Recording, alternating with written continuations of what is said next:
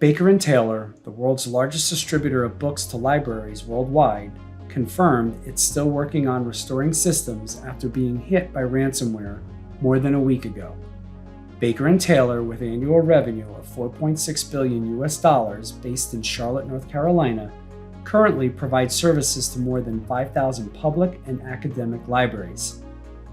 It is a privately held company founded over 190 years ago and a leading library content and software supplier in the United States and around the globe. The ransomware attack impacted the company's phone systems, offices, and service centers, and the servers were down after an outage.